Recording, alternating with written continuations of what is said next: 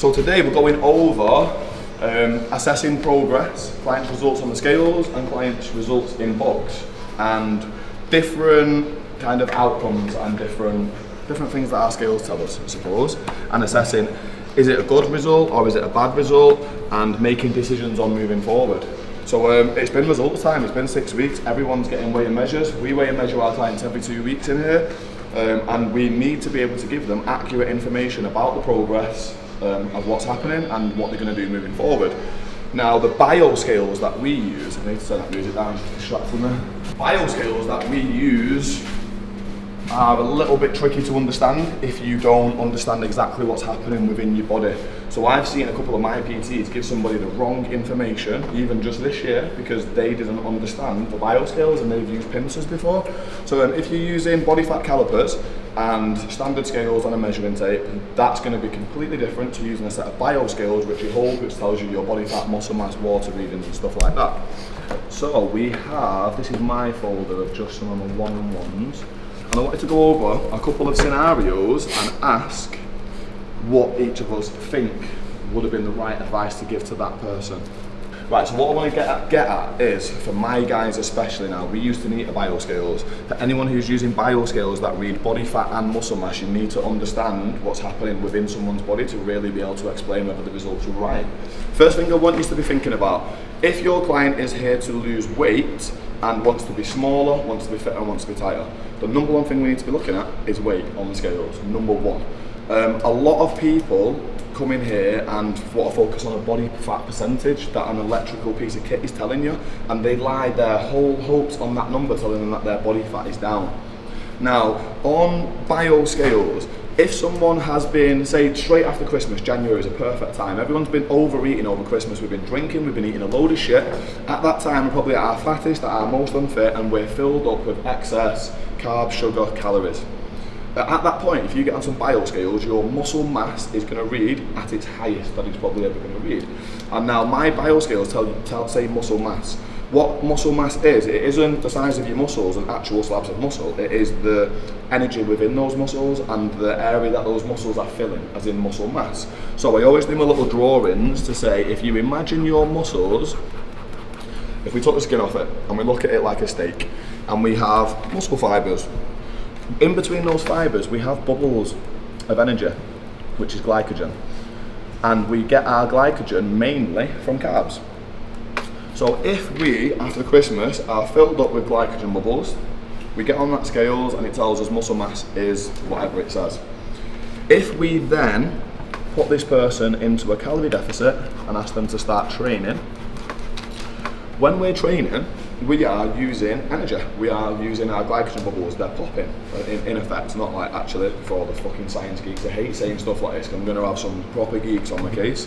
But in real terms, for you to make it easy to understand, we're working out, you're popping these bubbles within your biceps, that's what you're using as energy. If someone was to get on the bioscales at the end of a workout, their muscle mass would read lower because they have just dispersed glycogen, which that then means the same amount of body fat would read higher. And this is what blows people's minds sometimes, because someone will come in, I'm here to lose weight, I've dropped 6 pounds in weight, but body fat says it's higher on these scales. Why have I lost 6 pounds and I've gone fat? And this is what happens to a lot of us on bio scales. And you need to be able to explain to this person why that reading is that, in order to give them confidence in what they're doing is right. Now, number one, if you're here to lose weight and weight is down, you are on the right track. You've clearly been in a calorie deficit, you've clearly been expending calories. You're not going to have lost a shitload of muscle through training, like not as the scales would tell you. So then we've got to be able to explain to these people, the way I do it is this. So I'll try my best to not go around the houses with it and make it easy to understand, for you guys to understand too. So we start here with a lot of energy within us, we work out and we pop those bubbles. Because we've been put in a calorie deficit, we're not eating enough food to fully refill those bubbles back up. So after we've eaten post-workout, we still have less bubbles in. Can you see that? So there's less bubbles within those muscle fibres because we've not eaten enough food, we're in a calorie deficit. So then, if we ask that person to train 4 times a week, stay within the deficit, by the end of the week, that person's muscle mass should be reading, and again, muscle mass, energy levels, should be reading a lot lower at the end of the week than it would be at the start of the week. That means that person's going to weigh less purely because of the glycogen bubbles are gone. They have weight in them. That person's going to measure less too because they have density within them, which will expand and compress as you pop them. So muscle mass is going to read low. Next, I'm going to flip it over and go onto my little graph that I did. So if muscle mass is reading lower, some other part of us has to make that up on those scales for it to always be 100%. So if you put your body and imagine you as a pie chart, and we're made up of muscle, we're made up of fat, we're made up of bone, and we're made up of water. Now, just a little shape diagram. So if this is us as 100%, and we are in a calorie deficit, we are training, 2 weeks later we get on the scales and it tells us 3 pounds down, body fat's higher, muscle mass is down. Why is that? So that is the best way I found to show that visually is if we use a little bit of this muscle from here, because we've used energy and we've not eaten enough, so we have taken away some muscle mass. Then now there's essentially a gap within our pie chart of what, 15% or something like that. It needs to always read as 100%. So what the scales will do is the same amount of fat will read higher to meet the point what the muscle mass has gone. So this is the little drawing that I do with my clients, and I'll show them that same amount of fat there now has to reach over here to match where the muscle mass has been lost. And same for you guys over there. So even though body fat reads higher, we've not gained fat. It could be the same amount, it could be less. But the point is you're using an electrical piece of equipment to explain to you the properties within your body. So some people go, I've lost muscle, I've been training, what the fuck, I can even see them, and it says I've lost muscle. It's muscle mass, it's energy within your muscles. So the main thing to think about is if the scales are down and they're here to lose weight, well done, you have done fucking good. And they're clearly in a calorie deficit and they're not chatting shit and stuff in the face, and otherwise glycogen would be higher, muscle mass would read higher, so it shows they are doing the right thing. So then essentially what we do with that person is continue to keep them within a calorie deficit, continue to drop weight if weight keeps on dropping, and continue to disperse of that glycogen. So then what happens eventually, if your client stays with you over a long period of time, Lisa Whelan was a good one for me, who you all know. She was getting ready for a wedding and she needed a refeed throughout her training. So that's what I'm going to go on to next. So let's, in fact, before I go over there, so say your client is due to finish and she's like, 2 weeks, I'm done, I'm looking in the mirror and I'm happy, I've lost a stone in weight, but those scales still say that I'm 40% body fat now and it's 32 when I come. Why is that? What am I going to do? That is because essentially over that period of time you have dispersed that much glycogen from your muscles. Your body fat has to read a lot higher than what it is because your muscle mass is lacking. So then what I do for my clients to get the bioscales to read accurately on their final weigh-in is I'll weigh them a week before they finish, see what it says, it'll tell me this, body fat high, muscle mass low, hopefully. If they've stuck to the plan and if they are genuinely in a calorie deficit and have dispersed it all, it will tell me what I need to see to give them a refeed week. So then what I'll do is I'll work out based on that person's height, weight, activity, and their current calories. I'll work out the amount of calories that they need each day to have of simple sugar carbs or bad carbs. And essentially what that is, it's kind of a treat for them, but it's also going to fill these bubbles up as quickly as possible. So that then, at the end of the workout, or end of the 6 weeks program, I've lost a stone and I'm now here, and we're going to get a final reading. I'm going to say, right, you're going to eat X, Y, Z, which you'll have to work out, or I'll work out for us, or we'll learn how to do that ourselves.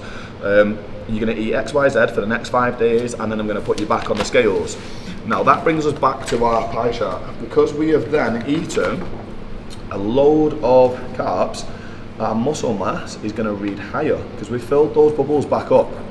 So then now muscle mass is coming back this way, which means it's going to push the body fat back that way now.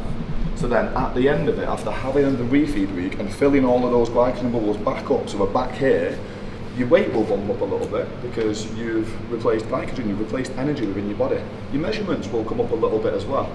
But then this will then be an accurate reading of what your body is holding naturally without being in a depleted state.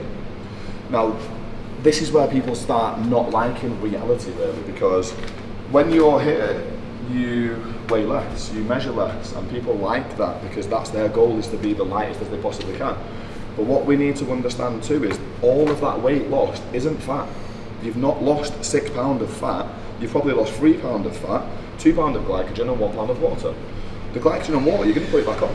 As soon as you start eating naturally or eating at a maintenance level of calories, you're going to put that glycogen back on and your scales are going to go up slightly. Hopefully though, if we do this right, once we've repleted them, the scales won't budge from the final reading. But say if there was a 1.5 stone down for argument's sake, you have a refeed, you come back, you've a stone down, but now body fat is 10% lower, muscle mass is higher. That's you finished, that's your accurate number. Forget about the 1.5 stone that you was last week, because this is now you, repleted with every bit of energy inside you, and that is your actual weight loss. Does that make sense? If, say for example, you put someone's on like 1,500 calories, let's say, well not every day, but let's just say 1,500 calories.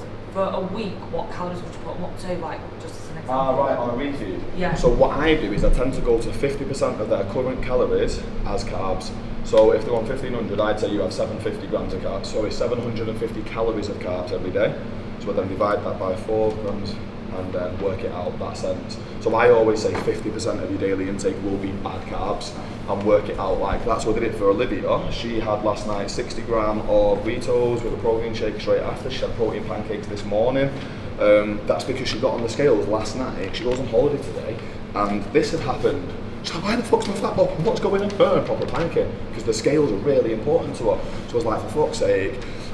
Ideally, she would have understood what's happened and gone on holiday, depleted, so she fell thin. She didn't want to. She wanted to see the scale show her body fat down. So Sydney just weighed and measured her now. Oh, I should have do it. Normally though, I'd give someone a week, as I just said. I said you can manipulate the scales. So every day 50%? Yeah, every day. Right. That sends people under who don't like to do that. But again, depending on who it is, I might get them on the scales every couple of days. This is purely to protect them from gaining weight once they leave us, but also to make them happy at the end of the day. If they want to see those scales right, we can manipulate those scales, and as long as we explain and understand, it's better be below. I hope so, we'll see. Right, let me find it from last night. So yeah, last night it's not really enough time for your body to absorb as much glycogen as we would like and to get the reading to be changed to the ideal. But, so last night I weighed her, didn't measure her because it was just a weigh-in. I had to explain, there's my drawing, just to prove it. So I had to explain glycogen dispersal, what the fuck's happened, why is my fat reading higher? She goes on holiday today, so I didn't have enough time to get it right, but body fat last night, 28.3%. Muscle mass reading at 37.5%. So muscle mass had dropped, body fat had read higher. Why is this reading like this? So I was like, right, this is what's happened. We need to give you some carbs to refill you back up to make you get an accurate reading. So, fucking hell, my age was 17 last night, is now 16. Weight went from 55.1 to 55.3. So those bubbles have filled her up and she's gained a little tiny bit of weight.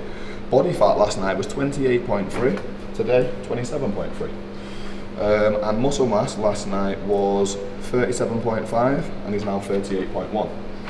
So over a 5-day period of doing that, you can see how in one day 1% drops down because we're knocking back glycogen back in and manipulating those scales essentially, but giving her body what it needs to show her accurate results and an accurate reading. And also an accurate reading of body fat, like your body fat reading is never going to be right in a fully depleted state, and it will relate to bodybuilders a lot more as well. If you watch or follow bodybuilders, you'll hear them talking about a refeed, you'll hear them saying, I look really flat, feel flat today, I've had no carbs, and that's because they'll get the carbs stripped, they'll be put on a serious amount of cardio, Stairmaster, slow and steady, popping bubbles every fucking day until your muscles are that flat and that depleted, you can see exactly what you have naturally without any water, moisture or bullshit inside you. That's right, innit? And then they get a refeed and you'll see them buzzing, starting Krispy Kreme with fucking 15 donuts and bagels and jam, and they're like, why are these bodybuilders getting to eat that? That then refills all your glycogen back up, shows you at an actual natural state of what you have while you have water, glycogen and everything in you like the rest of us humans, and you can fucking swell back up.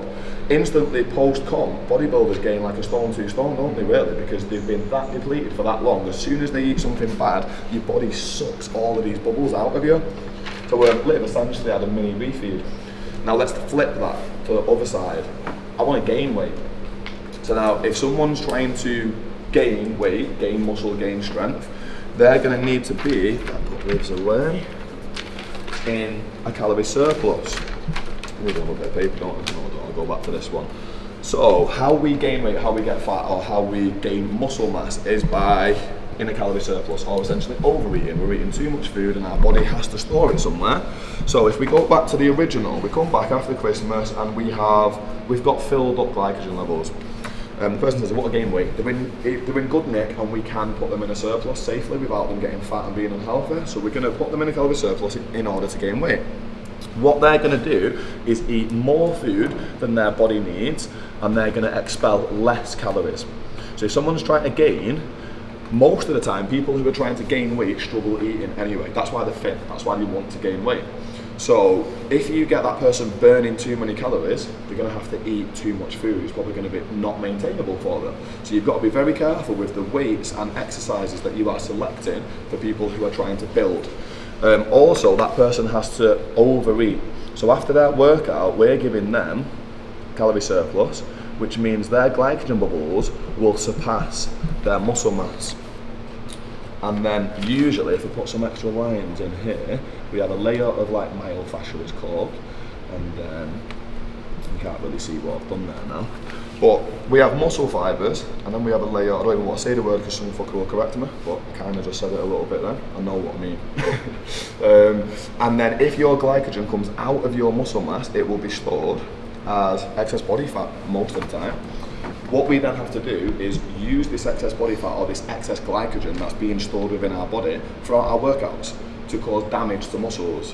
When we cause damage to our muscles, that glycogen is then going to repair it. That's what's going to be getting absorbed into your damaged muscle tissue so that you're not going to be gaining too much fat through being in a calorie surplus.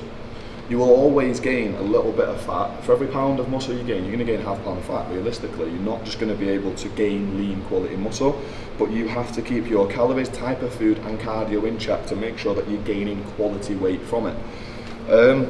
Some people come in and weight stayed the same, muscle mass is up, body fat's down, but you try to gain, because people are building, muscle mass is up, but weight's the fucking same. Is that good or bad? Anyone? I'd say good. Yeah. See, I wouldn't.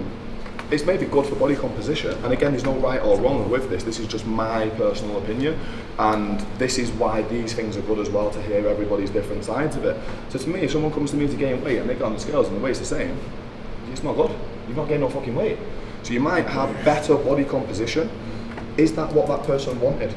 Now most of the time it is, and they just didn't know that. They just thought they wanted to be big and massive, but they probably dropped a little bit off the waist and gained a little bit up here, and they feel better and look better. So essentially it can be good, and it's not a negative reading for them. But for us as a coach, what advice do we give that person? Do we say well done, or do we say but this, but that? So then that's where I would then start to address, if you have not gained the weight that you want to gain, what are we going to do moving forward to assess that? So it's not essentially telling them what they've done is wrong, it just shows us that if in that 2 weeks you've trained this much, you've eaten this much, and body comp now says this, that just shows us we need to eat more or do less. One of the variables need changing. So even though it is a positive result for them, we still need to reinforce what they originally came to us for and think about how can I now get this person to get the weight to go up in order to gain the muscle mass that they want. That would be additional calories or less work. A lot of the time I see people who are trying to build, supersetting and doing a cardio blast, and I'm like, guys, try to build. Why are we battering glycogen out of this person's body if they're trying to grow? You need to take a 2-minute rest, have a bread sandwich while you're resting, and then do some fucking more heavy ass shit. But you should not be battering people around the gym if they're trying to build muscle size, strength and gain weight predominantly. Again, people can say, I want to gain weight, and they don't mean they want to gain weight. They could mean that they just want to look better. So it's up to us to determine exactly what that person's goal is. And as last week said, I want to get strong, but then it was for CrossFit, for a comp, for this, and then that would lead us to a whole different type of training. So we have to, as coaches, make sure we fully understand, what does this person want? Did he think they need to gain weight, or did he just want a recomp of their body to look healthy and to look stronger? Because a lot of guys would be happy with that, just to pull the fucking belly and the chest looks bigger instantly, so they might not actually need to gain any weight. So we need to be able to gauge that properly for them and advise them properly. So it is, again, it's a conflict. My mentor, Dean, would say, if someone's body comp has changed and muscle mass is up and body fat's down, they've stayed the same, he'd be like, you've done amazing. You'd give them a fucking Blue Peter badge and proper buzz off them. But I think we've got to be true to the cause of why that person came here. So yeah, we give you a 50% of a pat on the back because you've clearly done something right, but we need to know ourselves and how can we advise this person to do better, to make sure that the next time we go on these scales, weight is up. And that is a biological fact. No one, like some people say, I can't gain weight no matter what I do, or I can't lose it. We're all humans. We have the same biology and anatomy. Like, we are a human being. It will work if we work out the numbers for that person. So it's about understanding how to analyze these results. And it is, on the bioscales, in here we're always going to use just bioscales. If you're using calipers, a lot of this stuff doesn't really matter to you, but it's still good to know and to understand and to be able to explain these things to your client, add value to you as a personal trainer, as a coach. So you want to be soaking up as much information as possible to actually know what's happening to someone's body. And like for me, I like to know how people's bodies work. I like A&P. I didn't fucking used to when I had to learn it, but now I understand people's bodies a little bit more, and it's like an art. Like we literally have the ability to change somebody's physique through giving them advice and getting information back. So I love to just analyze information and see, what have you done? What did you eat? What's happening? Why is this not being the way that it needs to be? Or what do I need to do to make it better? But then also try and test yourself as well, test your own knowledge and give yourself scenarios, or even if your client, you don't know the answer to what's going on, find the answer for it. And as coaches, we should all properly want to understand how someone's body works in order to make that change for yourself and to be able to know and advise people.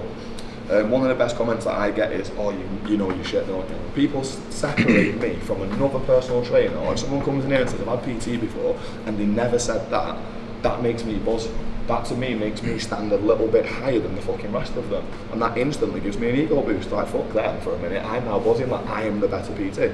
We want to feel that, we want to feel recognition. So if we want to feel that recognition, you better have the knowledge to back that shit up. Otherwise you are a session deliverer, which is not a PT, it's not a coach. You're not changing nobody's body through just PTing them. It has to be nutrition, it has to be lifestyle. A lot of things that stop progress too, lifestyle factors, I'll quickly touch on. So on our tick list, it's online, so our weekly tick list, we used to have it on our box. Weekly tick list, I ask them, have you done all your training, 4 to 6 sessions in the week? Have you had 6 to 8 hours sleep each night? If you're not sleeping, you're not recovering, your clients aren't going to get results. So before you start calling someone a fat shit and calling them out on the diet, are they getting enough sleep? Is that what's stopping them from recovering, from repairing, from getting better? Are they drinking water? Like, everyone gets sick of hearing water, water, water. I don't even drink my water at the minute, it's a fucking nightmare. Water's the number one thing that can help everybody with everything. It's like mad what it can actually do for you, drinking your 3 litres of water. If you imagine your body as a washing machine without any water in it, none of those nutrients are getting anywhere where they need to be. It's lubricant for your joints, it's going to stop you getting headaches, it's going to give you more energy, it's going to stop you from feeling hungry. Drink your water. And some people say, oh yeah, I've had 1 glass today and 2 coffees, does the water in the coffees count? No, but that's why your body will cling on to water for dear life, because you are not giving it enough. So there's sleep, there's water, there's stress. Daily stresses, work stresses, relationship stresses, diet stresses, training stresses. Training is a stress to your body. Dieting is a stress to your body. Girlfriends are a stress to our body. Females in general are a stress to our body. Right, but every kind of stress that you have releases cortisol. And cortisol is one of the most catabolic hormones that you have, and if you have a cortisol release in your body, what that then does is your body goes into panic mode, and all it's trying to do is get rid of it. That's all it's trying to do. So if you're like me, right, when I start blowing up, I feel myself like a fucking rage coming over me. That is that release of cortisol. That's what's happening. You'll feel yourself tingling, warming up, and like when you're gonna fucking scream or whatever it is, that's cortisol. That stops you burning fat, that stops you building muscle, that stops you going to sleep, that stops you recovering, that stops absolutely fucking everything within your body, because it's a poison that your body is trying to remove. So that's another lifestyle thing that we should sit down with our clients when we're going over these results and be like, is it one of these? You know, is there anything that is stressing you out? Then we find a way to help that person alleviate that stress. What is stressing you out? I've not got the time as one of them. I'm going to save that to fix that for next week though, what I would use for that. But it's our job to sit down with that person and try to alleviate the stress in whatever way that we can. Sometimes it could just be from advice, from someone's outside perspective. Sometimes it can just be talking to someone, listening to them. But if our client is really stressed out, they're not going to get results. We want to be trying to fix that. I'm hoping one of these either, there'll be a piece of paper, because on the back of some of mine, I ask my clients all of these things, and I say, have you done this, have you done this, have you done this? And if you have, this is what you're going to get. And I'll ask them, when they come in, mostly monthly members, and I'll say, right, have you trained 4 times a week? They're like, yeah, so I've got training, let me show you.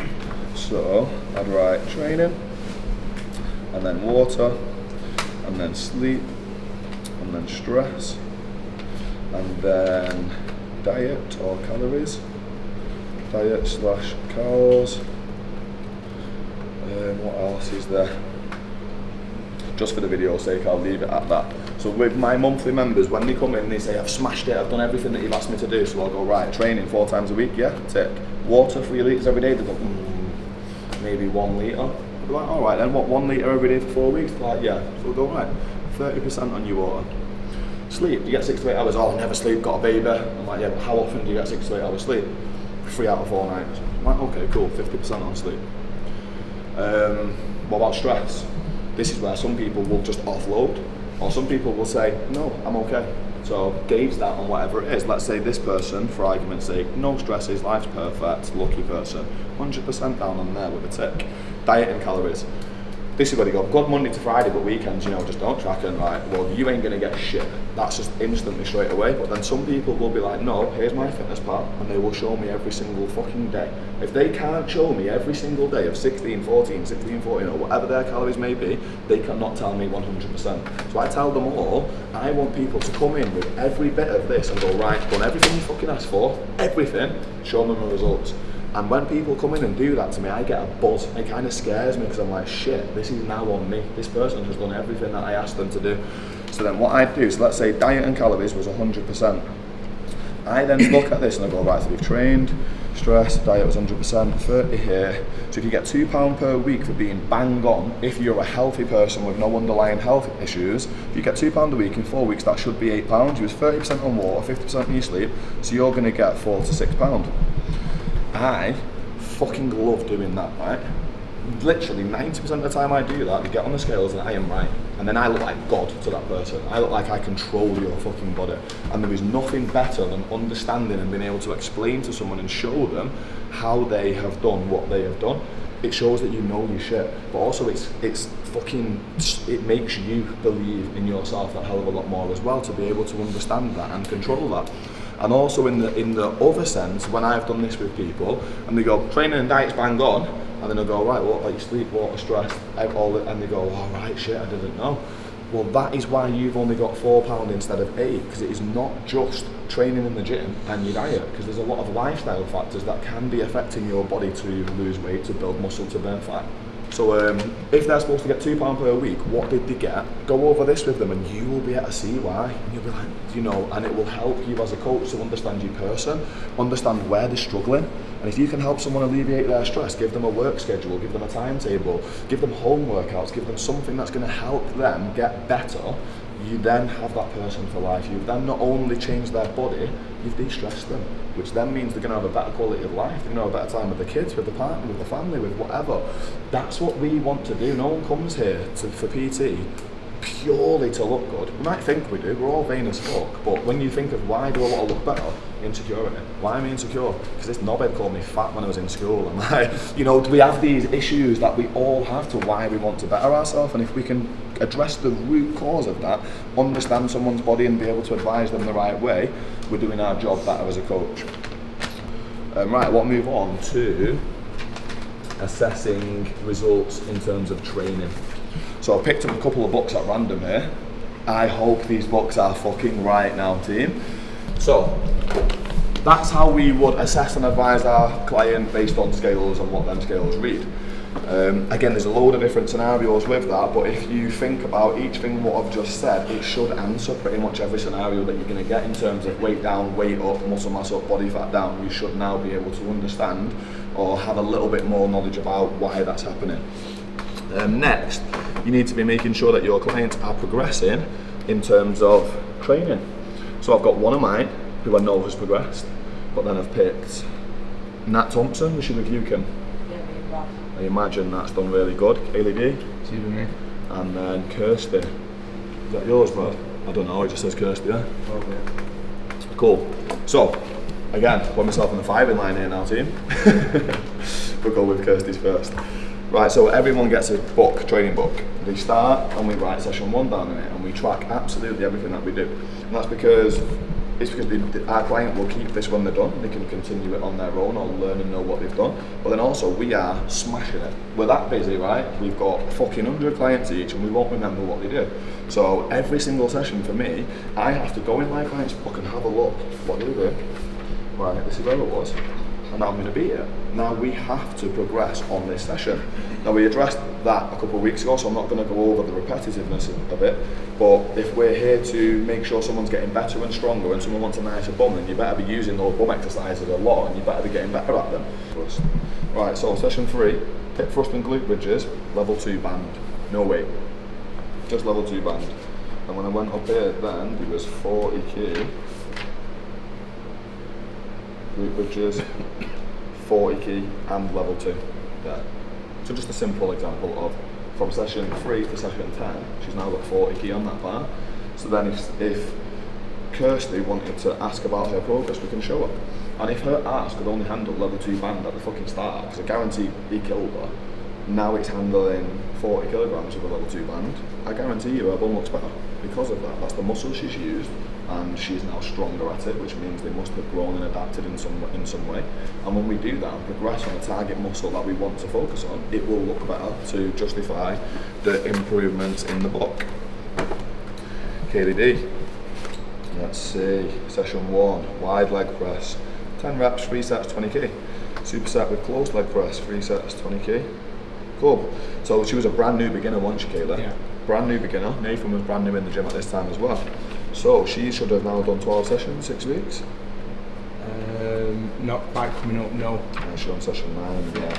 So again, it is only a very short amount of time to expect someone to progress so much, but there we go. She's done the same thing perfectly, and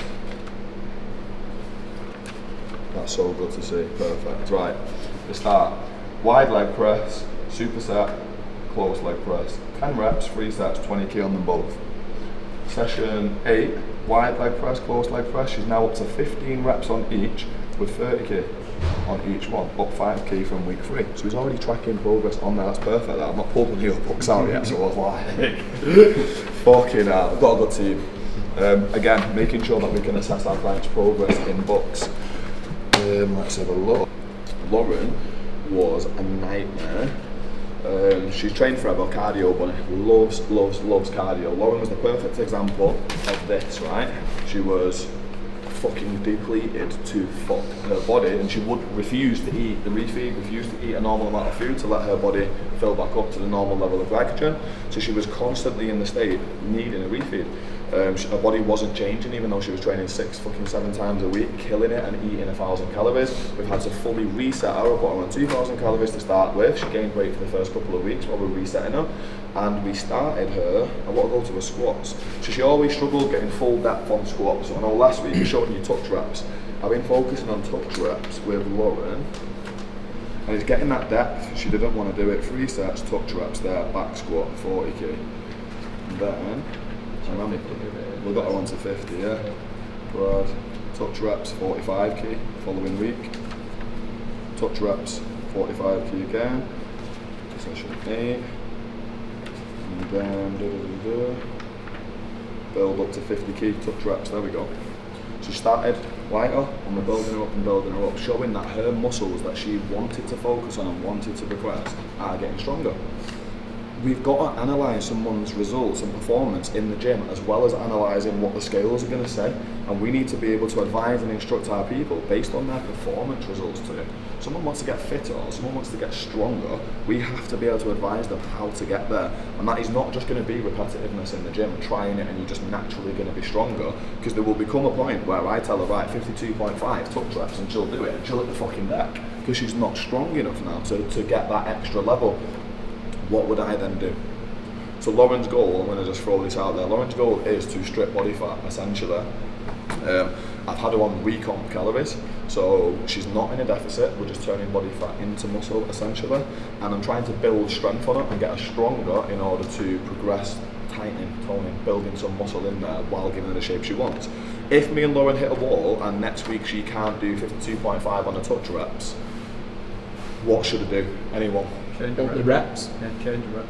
Change rep range. Yeah. So that's one of the variations that we're going to do. Why would you say change the rep range? Just because she's at a plateau on that weight, so say you're doing 3 sets of 8, maybe drop down to 5 or something like that. Yeah. And just challenge it. Different stimulus. Exactly that reason. So what I would say is I would change the stimulus in some way. I'm either going to give her more food on that day to give her a little bit more energy, or look at a nutrient timing for that session and see maybe could it enhance the way she's performed on what she's eaten before it, or I would look to create more tension over that same movement. How am I going to do that without any more weight? With more reps. And if we lightened that weight a little bit or kept it the same but asked her to push to 15, the lactic acid build up and the pressure that she's going to have on the muscles that she's using at the bottom of that squat are going to be taking more load because of this, and then they're going to be able to progress a little bit more because we've got more out of them.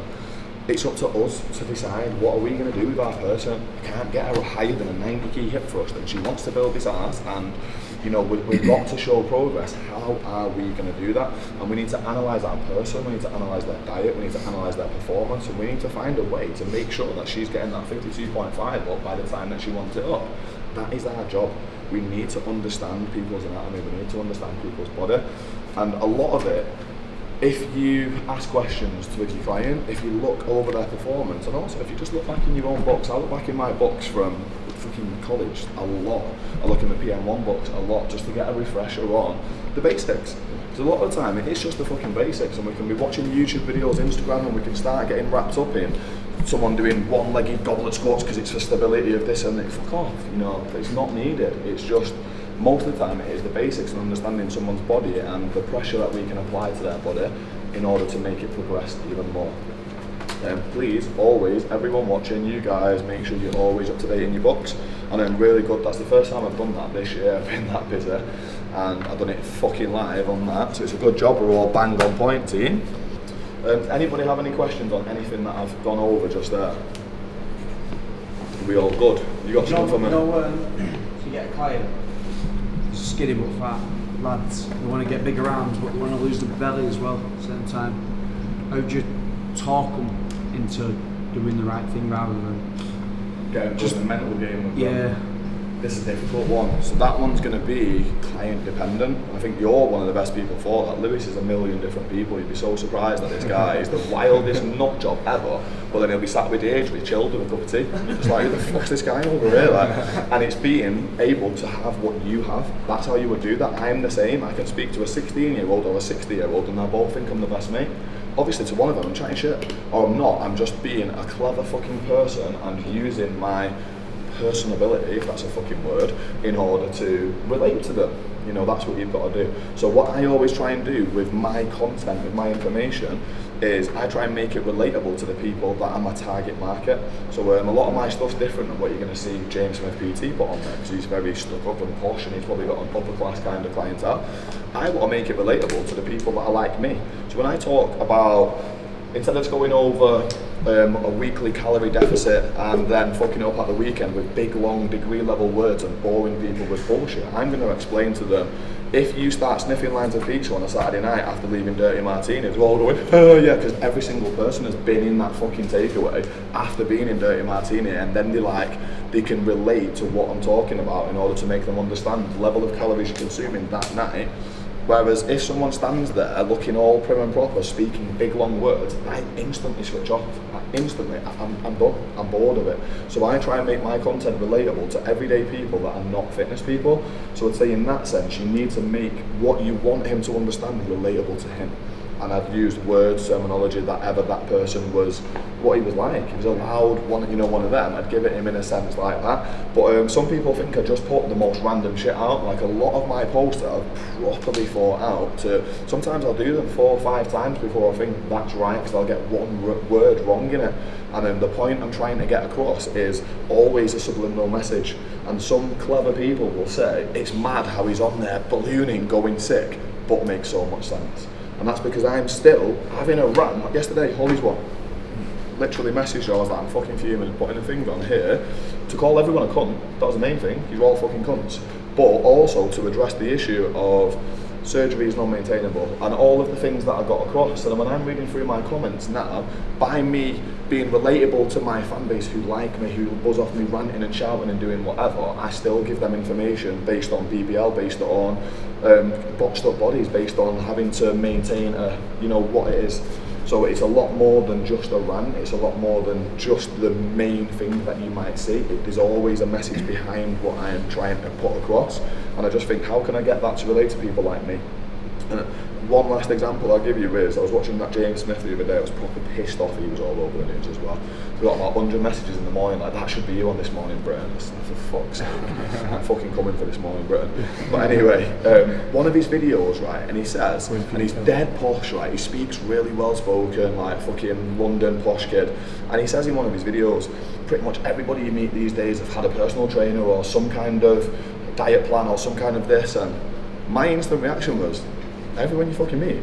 I'm like, wow, where I come from, people are scraping the fucking bottom of the fucking bin to get dinner out of it. Like, we ain't had a fucking personal trainer, and that is no joke for me. Like, I ate dry toast with no butter many times growing up. I didn't have a carpet in my bedroom. I used to have a fucking social worker that come to my house. He asked me, what is it that you'd want? I wanted a carpet. And that's the kind of shit I wanted. And he's talking about everyone has a PT. I instantly switch off. You are non-relatable to me. I don't get you. I don't get what you're getting at. I don't get your big words, and I don't like it. So then I imagine that his content is very successful. The point he puts across is really fucking good. So when I want to be a geek, I'll sit and listen to him and be like, yeah, clever boy, but your fucking words are shit. Even today, he put one on, and he's like, elicit this, and da-da-da, and just, let's just read this to you now, right? I hope he sees this. Tag him in it. Call me out, mate. Call me out. You got a blue tick, wanker. Right, so I've seen this one today, and it's just a picture of him, and it says, this is me when I see someone doing poor programming. The point of this is fucking sick, right? It is a really good content post, but I start reading it. Please remember, complexity and efficiency don't always go hand in hand. The biggest clusterfuck is not that you're willing to, where was it? There was something he said, and I was just like, it was illicit, the word illicit, and just, I hear it in his voice. He reminds me of like Boris Johnson. You imagine them sat having a chat with each other, and it's non-relatable to me. And I think even though his shit is fucking amazing, right, and his content is really good and he's helping people and he's similar to me, I switch off. I am not harsh. You go and speak to the toffs about your shit, right? But then he is forgetting about every single person that is a lower class person or is someone that is more relatable to me. And I'm not saying all of my clients are lower class people. They're fucking not. If Bentley's pulling up outside. But I just mean, the information you've got to put out has to be relatable. It has to be relatable to your target market. And you've got to think, if someone, like, I ain't going to listen to him no matter how clever he is, because I just get bored and I switch off, because I'm like, I'm not listening to your long words. It's not part of my life, it's non-relatable. That's why I think I've done so well, but in the same sense, my following, I'll gain 100 and I'll lose 50. Because 50% of people don't like me. 50% of people will like him instead of me. But the point is, the point we're both putting across is the exact same point. His theory is just the real life theory. Calories in versus calories out. Don't be stupid, don't do dumb things. He just says it in a ridiculous posh voice while up his own ass that much that I switch off.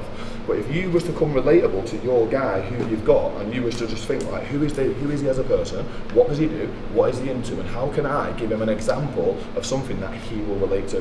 And that's how I get people to switch on and to listen to me, really. And we will all have a target market, we will all have people that want us for a reason. If you're a female only coach, you have to be relatable to women. You have to think of, what do these women go through? There's another woman who come in, when I was moving, she wanted to rent a studio, and she says, I'm going to do it just for the Muslim community only. We wouldn't touch your people. And I'm like, well, you fucking looks like I've got like 40% of the client base is Muslim. But what she wanted to do was have a niche to be relative towards the people that she is fucking relating to. And that's what you've got to think about with the content, or with what you're trying to, the point you're trying to get across to someone. I think if you can make it relatable to that person, it's always going to be better for them and easier for them to understand it, rather than show them our degree and stand here going, elicit this, and all the bullshit fucking words. No one's really asked. So have a think about that and see, well, you already do that shit, but maybe with that guy, give him an example that's direct, relatable to him and what he does. Last thing I'm going to say, I've all heard this before. David Lloyd, when I was there, or Virgin, whichever one it was, there was one of my clients, he loved fucking cricket. I've never watched cricket in my life, it bores the shit out of me, right? And I remember moaning to my manager one day and saying, look, I can't be arsed with him coming in now. And he just went, Tyler, go and get the cricket paper, shut the fuck up moaning, and get on his page. So I went, ding, what do I think of that? Bought the newspaper, read it, Ashes, whatever, said 2 names to him. Said, oh right, yeah, did you watch it? He was buzzing instantly. Now I'm my best mate, because I was relatable to him. He then listened to me, I could then say, oh, did you see what he done? Well, maybe he did this, and this. He's thinking now, like, right, if he's doing that, then I'm doing it. And I was relatable to him. But that's the point I'm getting across, you know, is you can make your content relatable, and you can say to someone something that they can think about and relate to. They're always a lot better to stick to it. Anyone got anything else for me? We done?